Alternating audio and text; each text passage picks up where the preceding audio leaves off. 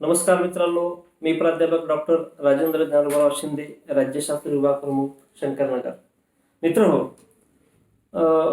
स्वामी रामानंद तीर्थ मराठवाडा विद्यापीठामध्ये व महाराष्ट्रातील सर्वच विद्यापीठामध्ये राज्यशास्त्राच्या विद्यार्थ्यांना भारतीय राज्यघटनेचा अभ्यास झाला पाहिजे हा दृष्टिकोन समोर ठेवून भारतीय राज्यघटना म्हणजेच भारतीय शासन आणि राजकारण हा पेपर शिकवला जातो. आपल्या विद्यापीठांतर्गत BA सेकंड इयरला सेमिस्टर 3मध्ये आपण आणि 4थ्यामध्ये भारतीय राज्यघटनेचा अभ्यास करतो.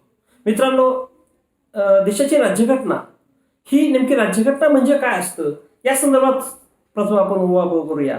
आणि राज्यघटनेसंदर्भामध्ये राज्यघटनेची उद्दिष्ट काय आहेत, राज्यघटना म्हणजे काय आणि राज्यघटनाची काय आवश्यकता असते एखाद्या लोकशाही देशाला, हे सगळं आपण थोडक्यात अभ्यास करूया. आणि त्यानंतर आपल्या विद्यापीठांतर्गत जो सिलेबस आहे त्या सिलेबसची थोडीशी चर्चा करून आपण अगदी प्रास्ताविकपर हा भाग आपण इथे घेत आहोत. मित्रांनो, एक लक्षात घ्या की राज्यघटना किंवा राज्यकारभार या संबंधी आपल्याला भारतीय राज्यघटनेची सुरुवात करत असताना, भारतीय राज्यघटनेचा अभ्यास करत असताना मुळात राज्यघटना कशाला म्हणायचं किंवा राज्यघटना ही काय असते हेच लक्षात घ्यावं लागेल. की एखाद्या देशाच्या राज्यकारभाराबाबत एकत्रितपणे काही तरतुदी केलेल्या असतात, त्याला सूत्रबद्धपणा असतो आणि त्या अशा तरतुदी ज्या ग्रंथामध्ये मांडलेल्या असतात त्याला आपण राज्यघटना असं म्हणता येईल. दुसरी राज्यघटनेसंदर्भातली आणखी एक बाजू किंवा आणखी एक दृष्टिकोन आपल्याला लक्षात घ्यावा लागेल की एखाद्या देशातील नागरिकांनी भविष्यामध्ये आपला देश कोणत्या दिशेने जाणार आहे याबाबतचे बघितलेले स्वप्न, नागरिकांनी देशाच्या भविष्यासंदर्भात पाहिलेले स्वप्न हे राज्यघटनेमध्ये प्रतिबिंबित होत असतं. मुळामध्ये व्यापक अर्थाने जर आपण पाहिलं राज्यघटना म्हणजे काय, की राज्यघटना म्हणजे एखाद्या देशाने स्वीकारलेला तो एक जगण्याचा मार्ग असतो की त्या देशातल्या नागरिकांना कशा पद्धतीच्या सुविधा आणि कशा पद्धतीचं जीवन मार्ग सुखरपणे होईल या संबंधीची केलेली तरतुदी त्या राज्यघटनेमध्ये प्रतिबिंबित होत असतात. मुळामध्ये संविधानामध्ये एखाद्या लोकशाही राष्ट्र असणाऱ्या देशामध्ये जेव्हा संविधान किंवा राज्यघटना हे जेव्हा स्वीकारलं जातं तेव्हा त्या संविधानामध्ये काय असतं की नागरिकांना काही अधिकार दिलेले असतात. नागरिकांच्याकडून काही अधिकार देत असताना नागरिकांना काही कर्तव्य सुद्धा त्यांच्याकडून अपेक्षा केली जाते. याशिवाय शासनकर्ते जे आहे किंवा शासन व्यवस्था जी आहे या शासन व्यवस्थेला काही अधिकार दिलेले असतात. शासन व्यवस्थेचं विभक्तीकरण केलेलं असतं. आपण पाहतो की आपल्या भारतीय व्यवस्थेमध्ये कायदे मंडळ, कार्यकारी मंडळ आणि न्याय मंडळ याच्यामध्ये सत्तेचं विभाजन केलेलं आहे. परंतु सत्तेचं विभाजन करत असताना आणि सत्ताधाऱ्याला सत्ता देत असताना ती सत्ता अनिर्बंध होणार नाही किंवा कुठलीही एक व्यवस्था प्रबळ होणार नाही. सत्तेचं बॅलन्स ऑफ पॉवर हे तत्व त्या ठिकाणी सांभाळलेलं असतं. आणि म्हणजेच सत्ता ही कोणत्याही एका व्यक्तीचे किंवा संस्थेच्या हातामध्ये अनिर्बंधपणे राबवली जाणार नाही याची दक्षता त्या ठिकाणी घेतलेली असते. मुळामध्ये भारतीय राज्यघटना हा एक काय आहे या संदर्भात आपल्याला एका वाक्यात जर सांगायचं झालं की उदारमतवादी लोकशाही परंपरेतील एक संविधान आहे. भारतीय संविधानाचं वर्णन एका वाक्यामध्ये कसं करता येईल की उदारमतवादी लोकशाही परंपरेतील संविधान. आता यापूर्वी राज्यघटनेसंदर्भात आपण सविस्तरपणे माहिती पुढे घेणार आहोत. परंतु संविधान येण्या अगोदर या देशामध्ये गेल्या हजारो वर्षामध्ये कसली परिस्थिती होती, कोणती परिस्थिती होती याचाही थोडक्यात आढावा घेणं हे संयुक्तिक ठरेल. मित्रांनो, आपल्याला माहिती आहे या देशामध्ये सरंजामी व्यवस्था होती, राजेशाही होती. जवळपास 600 संस्थाने या देशामध्ये विखुरलेले होते आणि या वेगवेगळ्या संस्थानामध्ये राजेशाही शासन पद्धती असल्यामुळं सरंजामदार व्यवस्था तिथं विकसित झालेली होती. तर दुसरीकडे काय होतं, धर्माचा खूप मोठा प्रभाव होता. धर्माचे कायदे याचा मोठा प्रभाव सामान्य जनतेच्या मनावर आणि एकूणच सामान्य माणसाच्या मनावर त्याचा अधिराज्य होतं. म्हणजे भारतीय संविधान निर्माण होण्याच्या अगोदरचा जो कालखंड आहे हा कालखंड भारतीय लोकशाहीच्या साठी संयुक्तिक होता का, भारतीय लोकशाही पूरक होता का, तर नाही असं या ठिकाणी आपल्याला उत्तर पाहायला मिळतं. परंतु जेव्हा आपण भारतीय राज्यघटनेसंदर्भात विचार करायला सुरुवात केली, जेव्हा आपलं भारतीय स्वातंत्र्य लढा सुरू होता, इंग्रजांच्या विरोधामध्ये भारतीय स्वातंत्र्य लढा हा सातत्याने गेल्या 150 वर्षापासून आपण पाहतो की इंग्रजांनी जे राज्यकारभार इथे केला त्याच्या विरोधात हा लढा सुरू होता. पण त्याच वेळेला काय होतं की या देशामध्ये कशा पद्धतीचे संविधान असेल, कशा पद्धतीची भारतीय राजकीय व्यवस्था असेल, या संदर्भात सुद्धा चर्चा आपल्या नेतृत्वाने केलेली होती. इव्हन 1922 मध्ये आपण पाहतो की महात्मा गांधीजींनी भारतीय संविधान भारतीयांच्या इच्छेनुसार असेल असं वक्तव्य केलं होतं. त्याचबरोबर 1924 मध्ये मोतीलाल नेहरूंनी सुद्धा इंग्रजांकडे भारतीय संविधानासंदर्भामध्ये सातत्याने पाठपुरावा केला होता. मानवेंद्रनाथ रॉय हे जे फार मोठं नेतृत्व भारतीय स्वातंत्र्य लढ्यामध्ये आपल्याला पाहायला मिळतं, त्यांनी सुद्धा भारतीय स्वातंत्र्य लढ्याच्या संदर्भामध्ये भारतीय घटना संदर्भामध्ये मोठ्या प्रमाणात पाठपुरावा केल्याचं आपल्याला त्या ठिकाणी पाहायला मिळतं. एकीकडे हा सगळा भारतीय स्वातंत्र्य लढा चालू होता, म्हणजे स्वातंत्र्य लढ्याचा एक भाग म्हणून भारतीय घटना समितीबाबत चर्चा विमर्श राजकीय नेतृत्वामध्ये होत होतं. ही बाब या ठिकाणी आपल्याला अधोरेखित करता येईल. एकूणच जागतिक पातळीवर जर आपण पाहिलं तर काय पाहायला मिळतं की जागतिक पातळीवर 17व्या 18व्या शतकामध्ये आपल्याला असं पाहायला मिळतं की अनेक देशामध्ये लोकशाही शासन व्यवस्था राबवली जावी या संदर्भात खूप मोठ्या चळवळी झाल्या. युरोप खंडामध्ये आपण पाहतो आणि एकूणच जागतिक पातळीवर लोकशाही शासन व्यवस्था चालवली जावी, लोकशाही शासन व्यवस्था अधिक चांगली शासन पद्धती आहे यावर जगातल्या विवेकी लोकांचं बुद्धिवाद्यांचं एकमत झाल्याचं आपण त्या ठिकाणी पाहतो. आणि मग ही लोकशाही व्यवस्था आणि ही राज्यघटना निर्मितीची प्रक्रिया वेगवेगळ्या देशामध्ये सुरू झाली होती, परंतु त्याचं अगदी सुरुवातीला की जी राज्यघटना निर्माण करायची आहे ती राज्यघटना त्या जनतेच्या प्रतिनिधी मार्फत निर्माण करावी असा विचार प्रथम इंग्लंडमध्ये सुरू झालेला होता. आणि ते साहजिक होतं, कारण आपण पाहतो की संसदीय लोकशाहीची किंवा एकूणच लोकशाहीची जननी आपण इंग्लंडकडे पाहतो. आणि त्या देशामध्ये देशातली राज्यव्यवस्था, देशातल्या राज्यव्यवस्थेचा कारभार जनतेच्या प्रतिनिधी मार्फत राज्यघटना निर्माण व्हावी आणि ती राज्यघटना राबवली जावी असा विचार त्या ठिकाणी सुरू झाल्याचं आपल्याला पाहायला मिळतं. भारतीय राज्यघटनेसंदर्भामध्येही आपण पाहिलं की भारतीय राज्यघटनेची संदर्भामध्ये कशा पद्धतीने राज्यघटना असावी, कशा पद्धतीने राज्यकारभार चालवला जावा, देशातल्या लोकांना स्वातंत्र्यानंतर कोणत्या पद्धतीची इथली व्यवस्था असावी याबद्दलचं चिंतन आणि याबद्दलची खूप मोठी चर्चा देश पातळीवरच्या नेतृत्वाने केली होती, हेही आपल्याला पाहायला मिळतं. शेवटी काय असतं, एखाद्या देशाची राज्यघटना त्या देशातला इतिहास, त्या देशातली समाज रचना, त्या देशाची संस्कृती, त्या देशाची परंपरा ही लक्षात घेऊन ती राज्यघटना लिहिली गेली पाहिजे असं महत्वाचं विचार त्या ठिकाणी मांडला. भारतीय राज्यघटना निर्माण करत असताना सुद्धा भारतीय घटनाकारांनी ज्यावेळी भारतीय राज्यघटना निर्मितीची समिती गठीत करण्यात आली या संदर्भात अत्यंत सविस्तरपणे विचार आपण पुढच्या भागात पाहणार आहोत. परंतु भारतीय घटना समितीमध्ये हाही विचार केलेला होता की भारतीय व्यवस्थेला, भारतीय परंपरेला, भारतीय समाज जीवनाला आणि एकूणच भारताच्या भवितव्याला जे व्यवस्थित असेल अशी राज्यघटना स्वीकारण्याचा प्रयत्न त्या ठिकाणी भारतीय घटनाकारांनी केल्याचं आपल्याला पाहायला मिळतं. मित्रांनो, एखाद्या देशाला संविधानाची किंवा राज्यघटनेची आवश्यकता का असते याची थोडीशी चर्चा या ठिकाणी आपल्याला या प्रास्ताविकमध्ये केली पाहिजे. कारण भारतीय राज्यघटनेचा अभ्यास आपण पुढे करणार आहोत. भारतीय राज्यघटनेचा म्हणजेच भारतीय राजकीय व्यवस्थेचा, इंडियन गव्हर्नमेंट अँड पॉलिटिक्स असं आपण पेपरचं नाव दिलेलं आहे. याचा अभ्यास आपण एक एक टप्पा पुढे करणार आहोत. परंतु याची आवश्यकता का असते, एखाद्या लोकशाही देशामध्ये राज्यघटना का आवश्यक असते, तर त्याचे काही 3-4 मुद्द्यांचा आपण थोडक्यात परामर्श घेणार आहोत. पहिला मुद्दा असा आहे की शासनाला निश्चित नियमाच्या मध्ये चौकटीमध्ये आपलं काम राज्यकारभार करता आला पाहिजे. म्हणजे राज्यकारभार करत असताना शासनाला किंवा शासनातील नेत्यांना, नेतृत्वाला एक विशिष्ट चौकट त्यामध्ये काम करावं लागत असतं.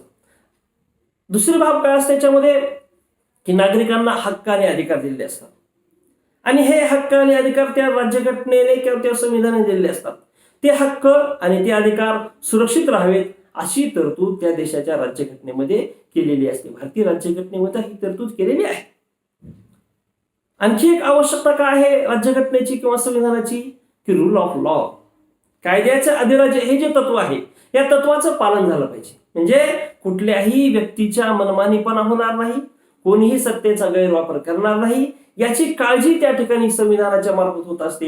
म्हणून रूल ऑफ लॉ हे तत्व स्वीकारलेलं असतं आणि म्हणून संविधानाची आवश्यकता किंवा राज्यघटनेची आवश्यकता एखाद्या लोकशाही देशाला आवश्यक असते. सामान्य माणसाच्या शासनावरील विश्वास लोकशाहीमध्ये वाढला पाहिजे. तो कधी वाढणार आहे, की जास्तीत जास्त लोक त्या शासनाच्या कारभारामध्ये याच्यामध्ये सहभागी झाले पाहिजे. सरकारच्या किंवा शासनाच्या वेगवेगळ्या स्कीममध्ये किंवा शासनाच्या वेगवेगळ्या योजनेमध्ये जास्तीत जास्त नागरिकांचा सहभाग वाढला पाहिजे. नागरिकांना जास्तीत जास्त सहभागी करून घेणं यातच लोकशाहीचं यश किंवा गमक लपलेलं असतं. आणि लोकांना जास्तीत जास्त सहभागी करून घेणं ही प्रक्रिया त्या व्यवस्थेमध्ये पार पाडावी लागत असते. आणि म्हणून संविधानाची आवश्यकता किंवा राज्यघटनेची आवश्यकता त्या ठिकाणी असते. जागतिक पातळीवर सुद्धा आपण पाहतो, जागतिक शांतता असेल, जागतिक सुरक्षितता असेल, मानवी हक्क असतील, स्त्री आणि पुरुषामध्ये मतभेद दूर करणं असेल, समानतेचा मुद्दा असेल, किंवा एखाद्या देशातल्या दलित, पीडित आणि अशा वर्गातील लोकांना समानतेचे हक्क देणं असेल, या सर्व घटकांच्या संदर्भामध्ये सुरक्षितता प्राप्त व्हावी, सर्वांना संरक्षण मिळावं, या देशातून त्या दृष्टिकोनातून संविधानाची निर्मिती त्या ठिकाणी आपल्याला करत असल्याचं किंवा आवश्यक असल्याचं पाहायला मिळतं. शासनाचे कार्य जे आहे आपण पाहतो की आधुनिक काळामध्ये शासनाचं खूप मोठं काम वाढलेलं आहे. कल्याणकारी राज्याची संकल्पना पुढे आली आहे. प्रत्येक व्यक्तीच्या जन्मापासून ते व्यक्तीच्या मृत्यूपर्यंत, नाही व्यक्तीच्या मृत्यूनंतर सुद्धा शासनाचे खूप मोठं काम वाढलेलं आहे.